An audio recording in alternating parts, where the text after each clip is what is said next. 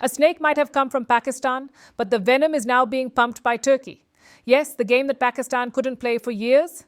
Turkey under Erdoğan is now playing that same dangerous game, from the blast near Delhi's Red Fort to blocking the delivery of India's Apache helicopters. Every trail of evidence leads straight to Ankara. So the question is clear. Has Turkey become the new Pakistan against India? Did Erdoğan really attempt to weaken India's military power by blocking Apache deliveries? And is Turkey involved in the Delhi blast? Tonight, we open the entire deep conspiracy of Turkey against India.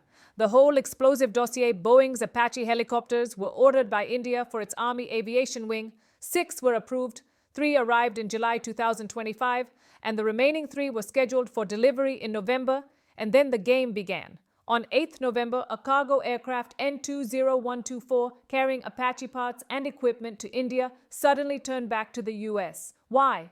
Because mid-flight, Turkey withdrew its airspace clearance. Boeing called it an unknown logistic issue, but the truth is far more political. There was no technical problem. It was a strategic blockade, because Turkish intelligence knew something big was coming, because by that time, Indian agencies had already discovered a Turkey link in the Delhi blast. The blast near Delhi's Red Fort triggered a massive NIA investigation, and what they found was shocking. The attackers, Umar Nabi and Dr. Muzammil Ghani, were connected to a Turkey-based handler named Ukasha. This isn't a random name. Ukasha is a famous figure from early Islamic history, a deliberate choice to fuel a jihadist narrative. According to NIA reports, the terrorists traveled to Turkey for training, received encrypted instructions through an app called Session, and connected with the Jaish-e-Mohammed network to set up logistics centers inside India. Doctors and engineers living in India were actually Pakistani proxies and Turkish assets. Erdoğan knows India will now retaliate. After watching the devastation of Operation Sindoor on Pakistan, Turkey understands that India does not hold back anymore. And there's another reason for Turkey's nervousness. Turkey had earlier provided drone operators and technical help to Pakistan. When Indian operations neutralized 2 Turkish drone operators, Ankara realized that India is not afraid of consequences. Turkey has now proven one thing. It is not India's friend, it is Pakistan's silent partner. Not only did Turkey block India's military logistics, allow its soil to be used for terror training, host handlers directing attacks on Indian soil, but also enabled a network directly targeting India's national security. Now think about this.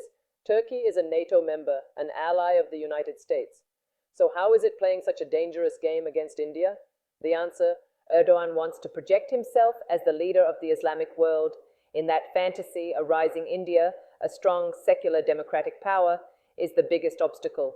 So Turkey is doing what Pakistan has always done, trying to block India, trying to weaken India, trying to destabilize India from within. But Turkey made one mistake.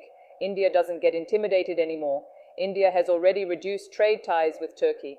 Now India must declare Turkey a terror safe haven, rebuild air and military routes bypassing Turkish airspace, push stronger counter-terror actions, because any nation that shelters terrorists, blocks India's airspace, interferes with military supplies, and appears in blast investigations is not a friend, it is an enemy. Turkey thought it could corner India, but it forgot the one truth. The India you try to stop is the India that hits back harder, not with words, but with action.